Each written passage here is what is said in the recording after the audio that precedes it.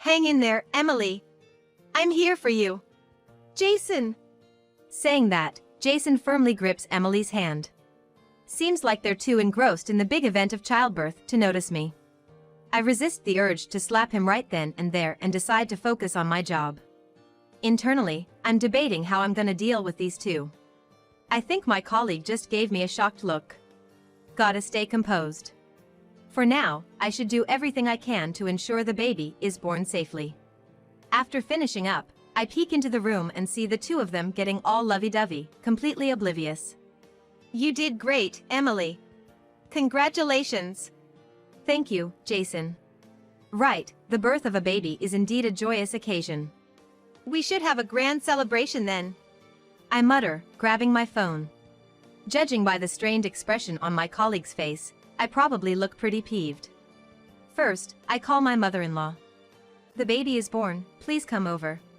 And so, after inviting all the relatives. My name is Natalie Miller, a 33-year-old working mom. Inspired by my mom, I became a midwife. My mother helped deliver countless babies, rejoicing with the parents at times and weeping with guilt at other times when she couldn't save a life. Watching her over the years, I found myself aspiring to be a midwife too. My dad is a man of few words, but he's always been there to support me in his subtle ways. Both are parents I'm truly proud of. However, there's one problem child in the family. My sister, Emily. Living at home and unemployed, she often pestered family members for money. So, when I got married, I distanced myself from her. I think you should do what makes you happy, Natalie. My husband Jason would often say. He was always understanding, even when I said I wanted to keep my distance from Emily. That's why I trust Jason from the bottom of my heart. Jason works in IT, and with both of us being busy, we rarely find time for each other. We don't have any kids yet. While I sometimes wish we did, I also think it'd be nice to spend our golden years just the two of us. Natalie, you shouldn't push yourself too hard. Take care of yourself too, he often says. For the record, we live with Jason's mother. His father has already passed away, and since she would have been living alone, we decided to move in with her. She, much like Jason, is a very kind person. She never comments on our choice to be child-free and is always looking out for me. I feel blessed to have her in my life. Although sometimes it feels more like she's the one taking care of me. My days are typically filled with hard work at the hospital. That day, there was a complicated delivery, and I had to stay overnight at the hospital to care for the premature baby. That's the situation. So, I won't be coming home until tomorrow. I see. Should I pick you up tomorrow then? What about work? Jason's comment makes me instinctively check the calendar. Tomorrow is just a regular Thursday, no holiday or anything special. In my line of work, I often get weekdays off. But Jason, who works a regular office job, should be working on a weekday. Well, I actually had to work on a day off recently. They told me to take a compensatory day off in return. Really? Well, if you can pick me up, I'd appreciate it. I decide to accept Jason's offer without thinking too deeply. The next day, after a very tiring day, Jason and I ate out and I immediately fell asleep when we got home. When I woke up, it was already dusk and my mother-in-law was cooking dinner in the kitchen. Mom, I'm sorry. Let me help you. It's okay, dear. Jason told me. You've had a tough day, haven't you? Just rest. I'm relieved by my mother-in-law's genuine and warm words. Anyway, dinner's almost ready so there's not much for me to do. Jason was called into work. Let's just eat, the two of us. I nod in agreement. During dinner, she kept glancing at me with a somewhat concerned look. Is something bothering you? It's just, how are things with you and Jason lately? We're the same as always, I believe. That's good to hear. I was puzzled by her demeanor and wanted to press further, but she deflected my questions. If it's something serious, she'll tell me eventually. I decided not to pry any further. From then on, Jason and I seemed to miss each other a lot. We used to go out on my off days if they coincided with his, or take a long drive with my mother-in-law. But he's been busy lately. We hardly see each other at home, and direct conversations have become scarce. Still, we've been able to keep in touch through calls and messages, so I've never doubted anything. Life was a bit frustrating. One day, encouraged by my mother-in-law, I went shopping with her. I was engrossed in our outing, trying to forget about work, when suddenly... "Oh, sis, long time no see." Huh? I encountered the last person I wanted to see. She approached with the same mischievous smile as always. Still as beautiful as ever, which irritates me. I thought about escaping, but I couldn't just leave my mother-in-law behind. While pondering, Emily came right in front of us. "You still look exhausted. I can't believe you're my older sister." "Mind your own business." "Speaking of, since you're shopping, you have money, right? Treat me." Here we go again. I sighed deeply at Emily's audacity. Ever since we were young, she's been asking me for money and favors. I'm not a pushover, so I've always rebuffed her. But she just doesn't get the hint. "If you won't give it, I'll just take it." And so she started taking my things without permission. Once, when I was suspicious about my stuff disappearing, I caught Emily stealing money from my wallet. My parents and I gave her a serious scolding, but she didn't seem repentant at all. After that, she kept trying to steal from me and even went after my friends and boyfriends. "Natalie is bullying me," she'd claim, spreading lies about me. While my true friends stuck by me, some of my boyfriends ended up leaving me for Emily. This is why Emily and I have never gotten along. I planned to distance myself from her after high school. But I had been consulting with my mother, who's a senior midwife, and Emily had been visiting our family home, so we inevitably crossed paths. Only after I got married did we finally grow distant. And now, there she is, right in front of me. "Why are you here?" "We're shopping at a mall near Jason's parents' house. It's a place you can't get to from my family home without a car." Emily never got a driver's license, claiming it was too much hassle. And she's not the type to use public transportation. "Well, how should I know? By the way, you're still handling other people's babies. When are you gonna have one of your own?" "What's that supposed to mean?" "Looks like I beat you to it." Saying that, Emily caressed her belly. Upon closer inspection, she had baby items with her. Is she pregnant? But I hadn't heard anything about her getting married. Whose child might that be? Enough is enough. My mother-in-law spoke sharply to Emily, who was grinning from ear to ear. We were enjoying our shopping. We don't need to be disturbed by someone as vulgar as you. Let's go, Natalie. I was pulled away by my mother-in-law's arm. Natalie, is she related to you? Yes. I remembered that I had introduced Emily to Jason when I took him to my family home, but she had cancelled both the pre-wedding meeting and the wedding itself. Perhaps my mother-in-law and Emily had never met. She's my sister. I see. Seeing the complicated expression on my mother-in-law's face, I sighed. Half a year flew by in the blink of an eye. Jason became even busier, rarely responding to my messages. And my mother-in-law seemed to be out and about a lot lately, leaving me to spend my days off alone. I was venting about all this to a colleague when we received a call about a pregnant woman whose water had broken being brought to our hospital. Her name is... What? The name listed was Emily. My very own sister. My colleagues, seeing my shock, asked, "Are you okay?" I managed a response and got to work. Heading to the delivery room, I saw a familiar face. "Stay strong, Emily. You can do this." For some reason, Jason, who should have been at work, was there. And he looked every bit the doting father-to-be. What? I was sure I let out a very low groan. I thought I saw the doctor jump a little. But I couldn't tear my gaze away from the two of them. "Hang in there, Emily. I'm right here. Jason!" He was holding Emily's hand tightly, seemingly unaware of my presence. I wanted to slap him right then and there, but held back and focused on my job. My colleagues looked shocked, probably at the expression on my face. Gotta stay focused. For now, all I can do is ensure that the baby is safely delivered. Dad, please hold Mom's hand tightly. Jason's gaze was fixed on Emily, and he didn't even notice when I spoke to him. That's infuriating, but I need to concentrate now. and an hour later, the baby was safely born. Congratulations. Thank you. Now, Jason's attention was solely on the newborn baby.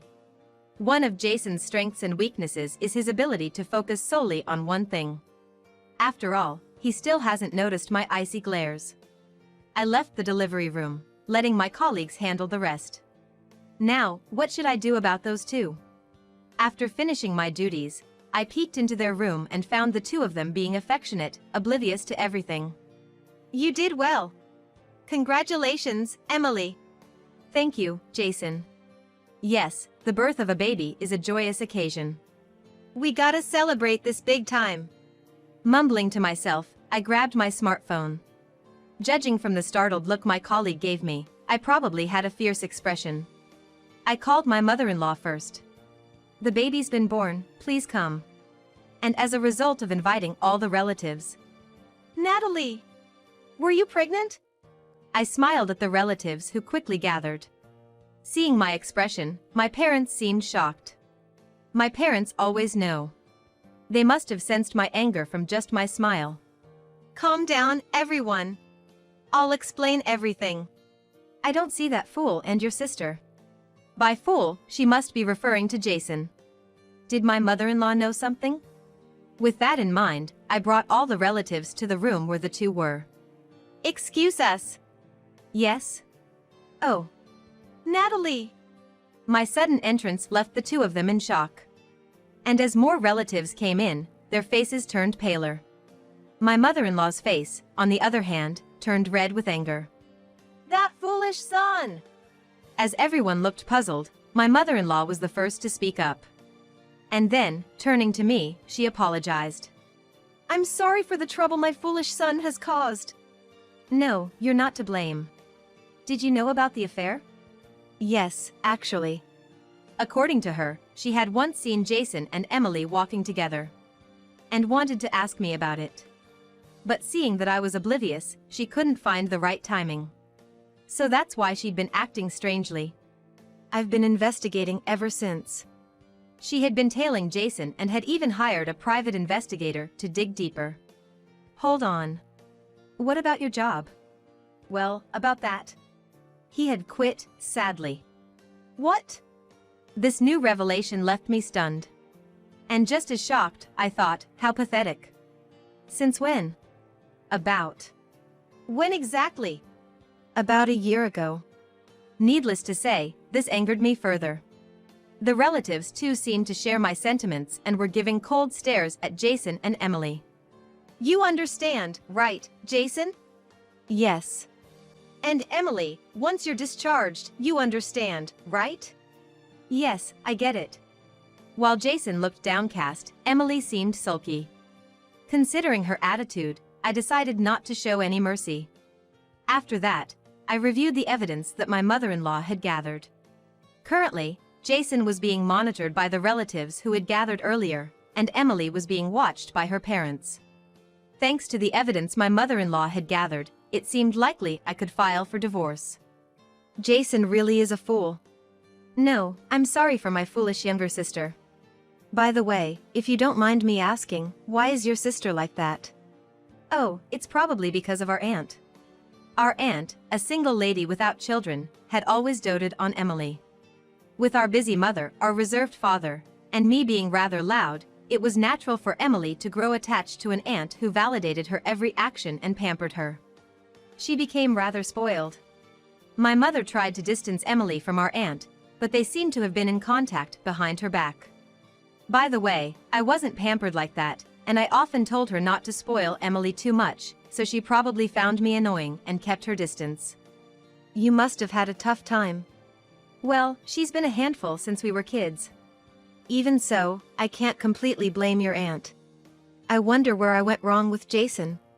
Hearing my mother-in-law's comment, I just gave a wry smile. I had been completely fooled by Jason. I had always thought of him as a genuinely kind person. Was I just blind?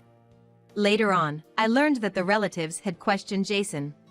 According to the story, Jason and Emily first met when I brought Jason to my parents' house. There, Emily said, "Actually, I have something I need to talk to you about regarding your sister."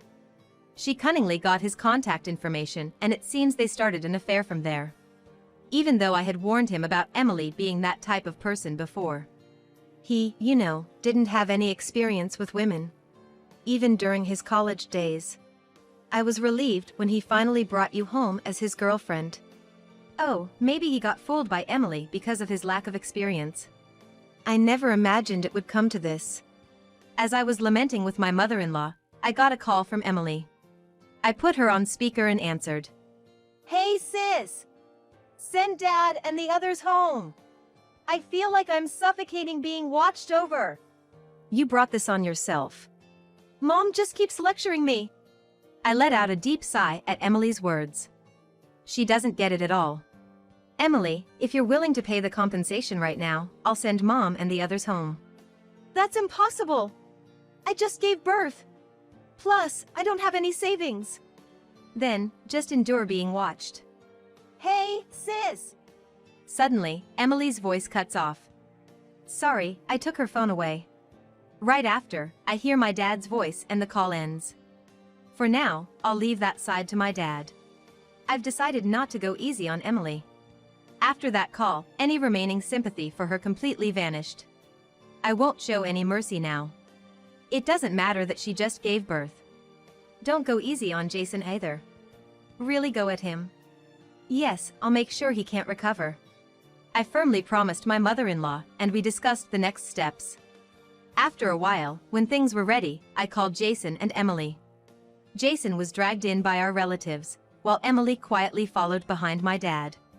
Seeing her sudden change, I tilted my head in confusion until my mom, holding the baby, whispered in my ear. When Emily called you, remember? She got scolded really badly then. Come to think of it, I've never seen my usually quiet dad angry. Probably, neither had Emily. Experiencing my dad's fury for the first time probably traumatized her. Well, you know why you were called here, right? I'm truly sorry. She came crying to me asking for advice. You really think such an excuse will work on me?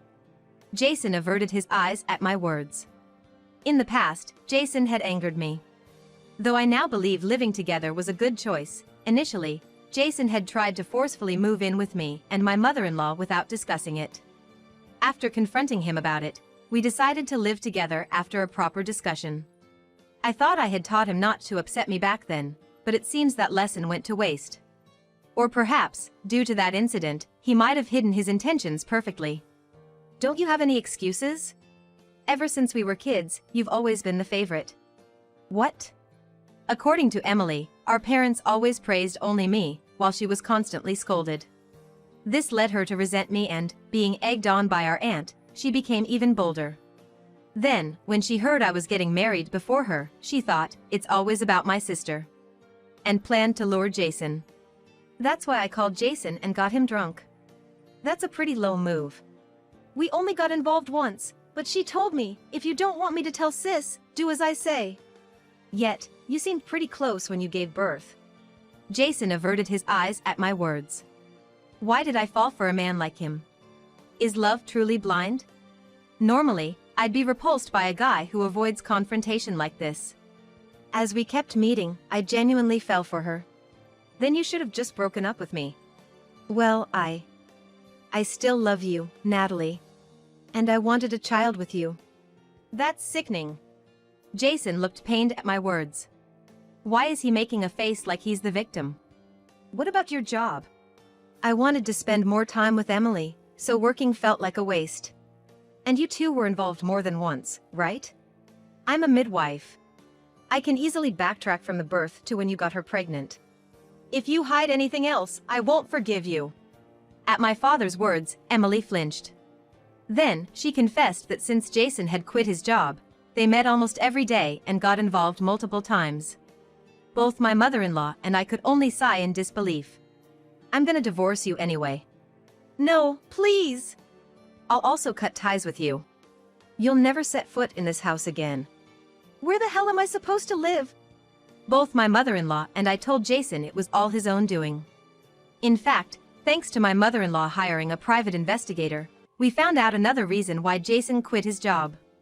If you're so desperate, I can refer you somewhere. Huh? Prison. It's not bad. You get a roof over your head, 3 meals a day, and even earn a little money.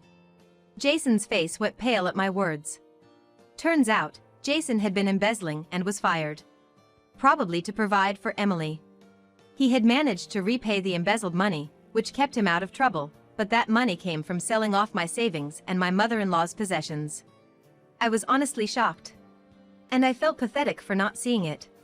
Natalie! I'm not gonna show any mercy. If you keep arguing, I'll hand you over to the police. He slumped at my cold stare. And just like that, Jason was taken away by the police. I had called them in advance. I had just asked them to wait since I couldn't simply hand him over. Emily, don't you dare call me sister again. I truly despise you from the bottom of my heart. The last one left, Emily, was taken away by my father. I never reached out to her again. Now, where were we? Yes, let's get started. After that, we immediately packed our stuff. We decided to move to a new house in case Jason tried to come back. Now, we're planning to live in a place closer to my workplace, the hospital, and we've even invited my parents. This is a proper goodbye, Jason. Emily. Apparently, he was found wandering around our empty house and was picked up by some intimidating men in black suits.